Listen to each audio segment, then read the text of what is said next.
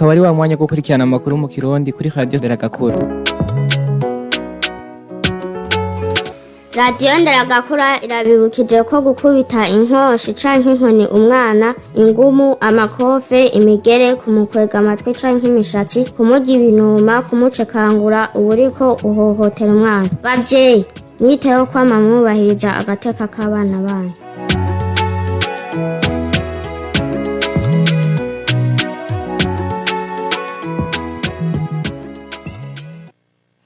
Bakunzi ba radio Nderagakura ndabaramukije ndabani ikaze mu makuru ya mbere avugwa kuri radio Nderagakura nayo akabagizwe n'ingingo nkuru zikurikira.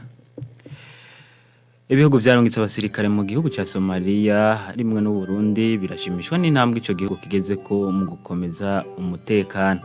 Byo navyavuye mu nama abakuru b'ivyo bihugu bagize kuri uyu wa kane mu gihugu cy'u Uganda. Kandi umukuru w'igihugu cy'u Burundi Ndayishimiye akaba yari yitavye iyo nama. Abagumyabanga b'umugambwe CNDD FDD basabwa kubaha indongozi no kuba karorero keza aho baba bijugiye n'ibikorwa bagwiza umwimbo kugira bateze imbere igihugu cyabibarutse. Ko nakamo batewe n'umunyamabanga mukuru wo mugambwe Reverend Kuriyo hari kuri wa kane mu masengesho batunganije. Aya n'ayandi mu kanya gato.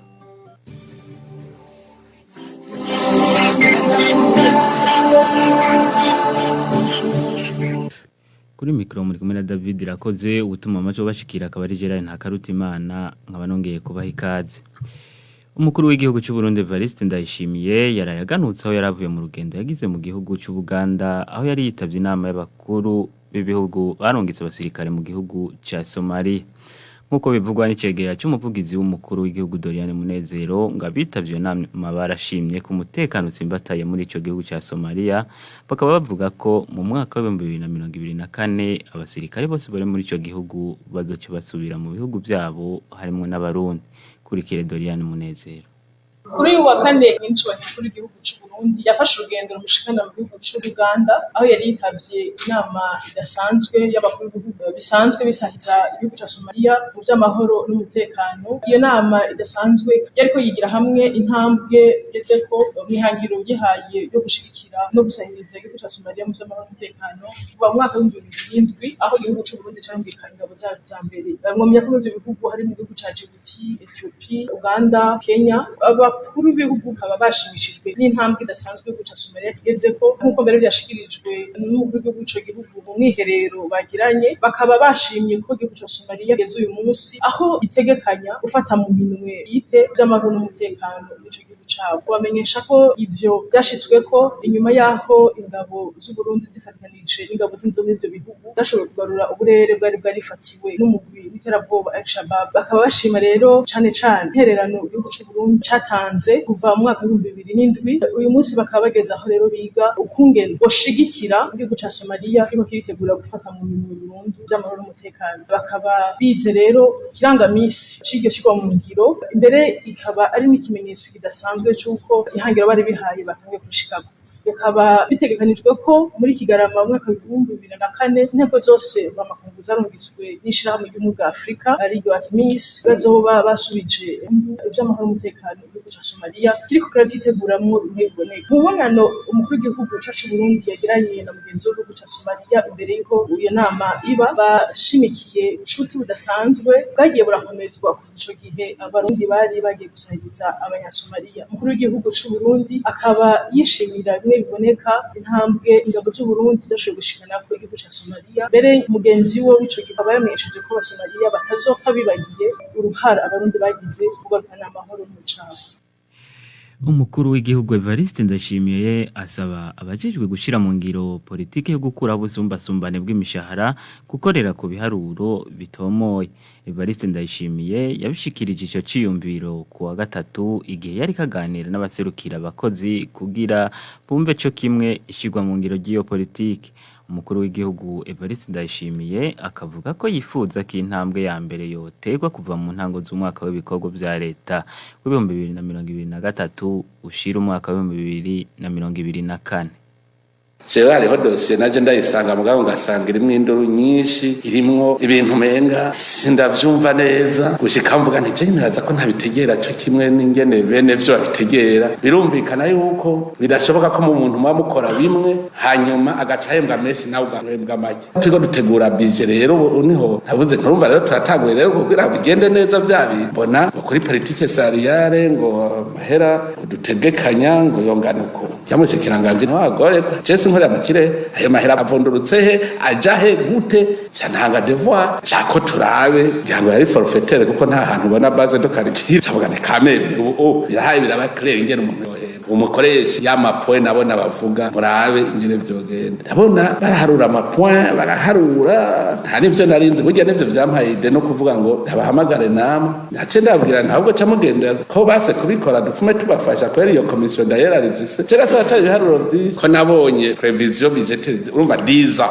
pourquoi 10 ans iryo deni nangahe tuzokwishura mu myaka 10 je nivyo je banyeneye shaka wiko budget 2023-2024 paya mbere vers 2040 igitwa shaka mu binyigisha cyerashaka kugana mbe wozobona nko mu myaka 2 ayo mahera yose leta ifise irahejeje bigaci yaronka gaci yatangana kuko urumva amahera yari menshi ngo bamurerekana na inflation mu gihugu kuko urashobora guhembwa miliyoni ugasanga ni bisi arero turu mugabo iyo habaye production ugasanga twimbura ku kwezi nk'ibiro nk'amajana 2 vy'inzahabu ugasanga twashoye ivyuma ferabeto dufise ubutare bw'icuma ngaha dufise marble tugasanga dufise nka $1 milliard ku mwaka kerendereje no vango turindira imyaka 10 gogira turegirarize mvuga ntabwo twikura inderi ryose twari dufise kugira ngo tuduje ataco twinona naje kwiga mu nyigishe neza ndavyumve hamwe mvuga nti tuvane ibintu biri au clair tuvuga tuti tugiye gufata inzira iyi.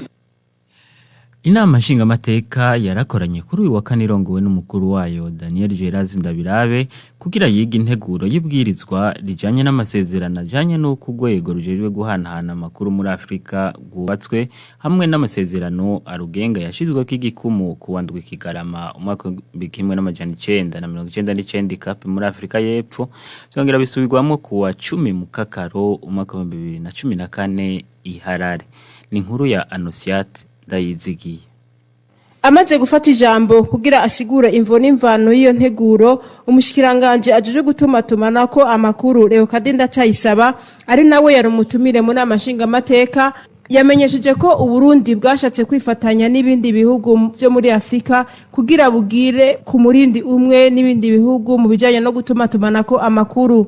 Intumbero rero nyamukuru y'ubwo rwego aha twovuga nko guteza imbere ivyerekeye guhanahana amakuru muri Afrika byoroshe, guteza imbere no kwemeza amategeko ajanye n'ico bisata, gukorana n'amashirahamwe yigenga mu guteza imbere ico bisata cy'utumatumanako, gushira hamwe inguvu hamwe n'ivyiyumviro gihe hariko hategurwa amanama akomakomeye canke yategurwa amatora. Abashinga amateka bashatse kumenya niba Uburundi hari intererano butanga muri uwo mugambi. Umushikiranganje yamenyesheje ko Uburundi butanga intererano ku mwaka kandi ku gihe. Uburundi bwaragumye buriha ku mwaka intererano bwiyemeje ingana n'amafaranga y'amadolari y'abanyamerika. Kubijanye n'inyungu canke uturusho Uburundi bukura muri uwo mugambi mu bijanye no guhanahana amakuru, umushikiranganje yamenyesheje ko akarusho ari kanini mu bisata bitandukanye. Uburundi buri kumwe n'ibindi bihugu vya Afrika bihurikiye mu bumwe bwa Afrika byateye igikumu kuri aya masezerano mu 1999. Uburundi bwagumye bwizegwa mu gutorwa muri rwego nshingwantwaro rwa IAT kandi bukitoza bukongera bugatora. Uburundi nk'ibindi bihugu bihurikiye muri uyu muryango harategekanijwe ko ibihugu byose byemeza iyi constitutional convention nk'uko ingingo ya 17 biciye muri Union Africaine de Télécommunications hamwe na Union Internationale de Télécommunications UIT. Uburundi buraronka intumbero bukorerako mu bijanye n'amategeko agenga igisata co kimwe n'ibindi bihugu eka mbere no mu kugiteza imbere. Aha twovuga cyane ibisata bijanye n'ivy'amaradiyo mu bijanye no gutanga bimwe twita amafrequence. Hakaba rero n'igisata kijanye no guteza imbere ibyo gutumatumanako amakuru. Ikindi twovuga nuko bahereza muri Afrika guhanahana amakuru ejoboroshe. Ikindi twovuga kandi kuronka ubumenyi ikambere tukaja no mu manama akomakomeye muri ico gisata kugira ngo dushobore kungurana ubwenge n'ibindi. Abashinga amateka bamaze guca hirya no hino ku makenga yibonekeje muri iyo nteguro, umushikiranganje nawe akazara bitanga ko umuco baciye bayemeza 100%. Imbere yuko biga iyo nteguro abashinga amateka bakaba bari babanje kwiga no kwemeza urutonde rw'abagiye kuja mu mugwi wo kurongora sentare yubahiriza amatungo ya leta Cour des comptes mu rurimi rw'igifaransa. Ku rutonde rukaba rukizwe n'abantu 35 batowe hisunzwe imigambwe intara n'ubwoko. Abashinga amateka 91 bakaba baciye bagwemeza 26 nabo bakaba bararuhakanye. Abarundi bose na cyane abagumya banga mu mugambwe CNDD-FDD basabwa kubaha indongozi, kuba karorero keza aho bakorera, bakanagwiza umwimbu kugira igihugu gitera imbere. Ko nakamo batewe n'umunyamabanga mukuru wo mugambwe CNDD-FDD Reverien Ndikuriyo hari mu masengesho kuri wa kane wa nyuma w'ukwezi kwa Ndamukiza. Reverien Ndikuriyo akaba yavuze kandi ko bagiye gutanguza muri uwo mugambwe CNDD-FDD umugambi witiriwe turerera Burundi mu ntumbero yo gukomeza ingo mu gihugu. Ni inkuru ya Eri Irumva. Muri ayo masengesho yabereye mu ngoro y'umugambwe CNDD-FDD mu gisagara ca Bujumbura, umuvugabutumwa Sheikh Ramadhani Ndikumana yavuze ko kugira umuntu agumana ivyiza Imana yamuhaye bisaba ko akora yisunga amategeko y'Imana, nkuko bimvuga kuri kwirinda uburyarya, ibiturire n'ibindi bishobora gutuma amahoro n'iterambere igihugu gifise bisubira inyuma. Mu ijambo ry'umunsi, umunyamabanga mukuru w'umugambwe CNDD-FDD Reverien Ndikuriyo yaboneyeho gushimira umukuru w'igihugu ku mbono aherutse gushira habona yerekana iterambere yifuza ko Burundi bwoba bushitse ko mu 2040. Acasaba abarundi umwe wese aho aherereye gukora cyane kugira uwo mugambi uzoranguke. Ntibagiye gutanga impanuro uwitwa umugumyabanga wese ategerezwa kugendera kugira abakarorero keza ku bandi. Muri ivyo hakaba harimo kubaha indongozi nazo zikubariza iteka n'itekane vyabo barongoye. Keza kubahe amatungo rusangi, kubahe amategeko y'igihugu, kubahe kandi kubahirize zina murundi wese mu vyiwe no mu biwe, dushimire neza y'abene igihugu. Mugumyabanga murundi wese aho uri hose ukwiye kwamiza umuzirikanyi usonera abakurongoye bakunze guzo hasi bakunze guzo hejuru. Umuntu wese rero nagamurukire abakuru b'umugaba kuko atabukuru bubaho utavuye Imana. Kugamburukira abarongozi birabonekera kandi mu gutega amatwi no gushira mu ngiro ivyo batwigisha, baduhanura cyangwa badutegeka, kuko nibo baba bafise intumbero yose yerekana uko igihugu cifashe niyerekwa kuvyokorwa kugira ngo ingorane zihanze igihugu zitoregwe umuti. Yaboneyeho kumenyesha ko umugambwe CNDD-FDD ugiye gutangura umugambi wiswe turerera Burundi mu ntumbero yo gukomeza ingo, ivyo navyo bikazokomeza igihugu mu guhangana n'imico mibi y'abakava amahanga. Tukigwanire kujya bazokuru bagwanira igihugu n'abuzukuruza. Hari umugambi tugiye gutangura nk'umugambwe turerera Burundi kuzuza kanovera ubuzima, tugire mu ngo twubake ingo zikomeye, turonka abahungu n'abakobwa bagwanira igihugu, bahagarara igihugu. Burundi ati umwana si umwe, umwana ni Burundi n'umuryango uriko na bose. Mugabo ubu umwana samaye ibisizi byo byasaze ifisi. Ejo Burundi bugira abakenyezi n'abagabo bijuna n'ijambo, ingo zironka abakwe n'abakazana biteka. Iki gikorwa giye gutangura vuba, ugasanga hariho umugambi muremure ugayitse ukwigisha kandi gashikwa n'abantu b'abanyamahanga ko abagabo bokukana abagabo. Usanga tutaravye neza mu myaka baradusambura twese. Gashobora amahira ntimuvuge igituma kwigisha abene igihugu n'abakunyabanga bati zitira kandi sokuru turafise imico imigenzo ituranga umuntu yitwa umurundi, turazitira hose. Yasozereye ahamagarira abarundi bose gukingira ibidukikije mu gutera ibiti no gukora cyane mu kugwiza umwimbo, kuko ibikorwa ari byo bigwanya ubukene. idayimoni itera ubunebwe dusenge tuyirukane dukore. Ndakeneye ko mu Burundi bwose ata murundi numwe yobura kanashobora gushora n'icabwenge ndababwira shora ubwo bwenge bwanyu reka nabwo n'igicuruzwa nimugire koperative imwe muzobona ikintu kimwe mwe bidatevye abantu bagiye hamwe itunga ni kashi umwe abafise ibyo adandaza uradandaza ibiri nawe ibi mukeye kabiri mugabura musanga umwe wese acagura umuduga ariko amahera mwamwe yafise nayo mwaza ko amahera arayi nayo gushishikarira magi Imana ngaha kwisi nico ituma rero twese twakwama twitwararika gukora. Amakuru twabateguriye kuri radio Nderagakura arabandanya. Ubushikiranganji bujejwe abakozi n'akazi bwarafashe ingingo yo guhagarika vy'imfata kibanza imishahara y'abakozi 432 nkuko byavuzwe n'umushikiranganje bujejwe Deo Rusengwa Mihigo ngo byavuye kutunenge twibonekeje muri iyo mishahara y'abo bakozi ahavuga ko yose yaca mu konti imwe. Umushikiranganje Deo Rusengwa Mihigo agasaba uwokorwa ko niyo ngingo ko yo kwihutira mu buyobozi bukuru bujejwe abakozi yitwaje urupapuro rwemeza ko ari umukozi attestation de service bikarata karanga muntu canke ikindi cyo kwemeza ko iyo konte ayo mahera yacako ari yiwe kugira acatunganirizwa. Bivanye n'ingorane twabonye mu ihembwa ry'abakozi ba leta twasanze imishahara y'abakozi bamwe yagiye kuri konte imwe.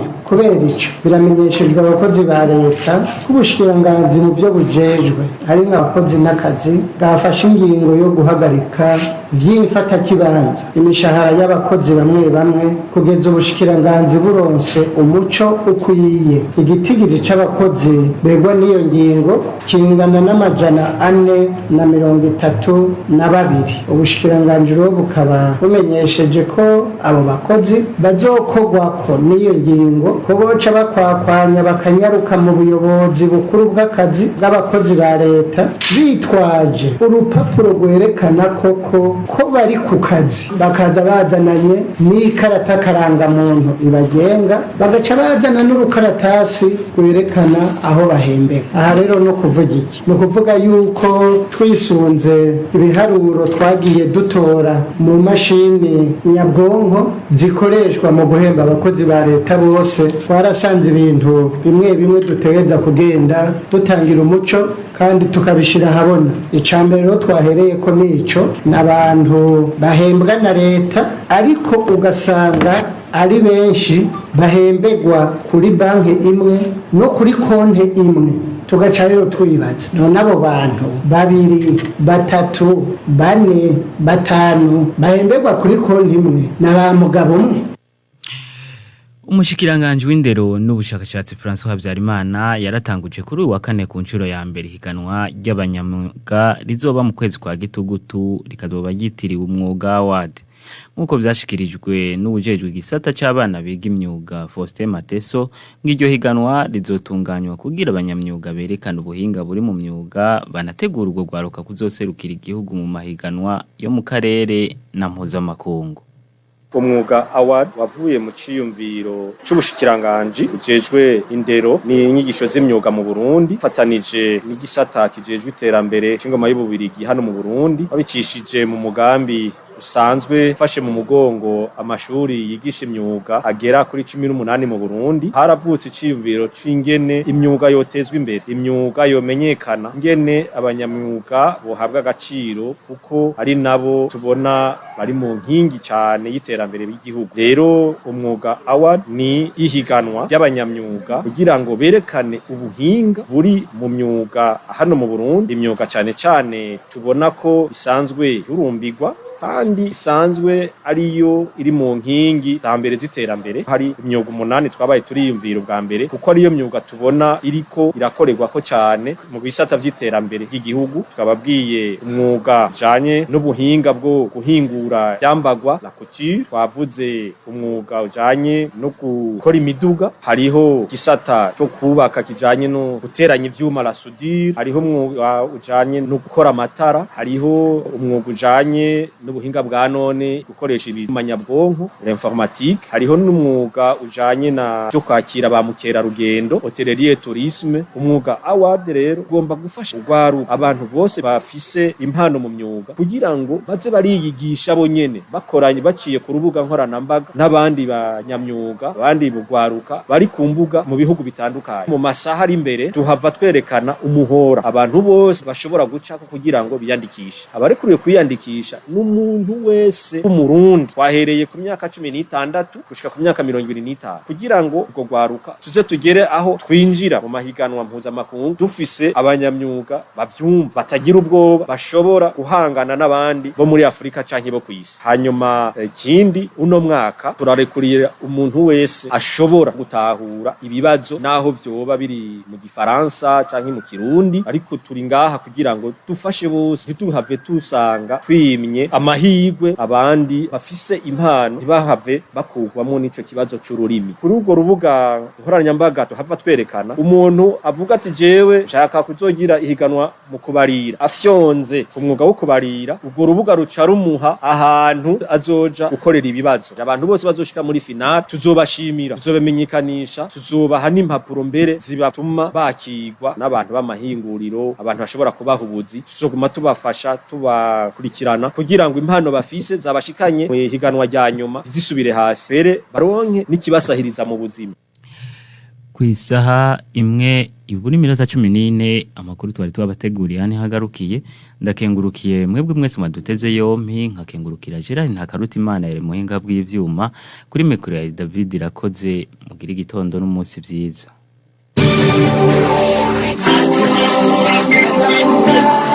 Thank you.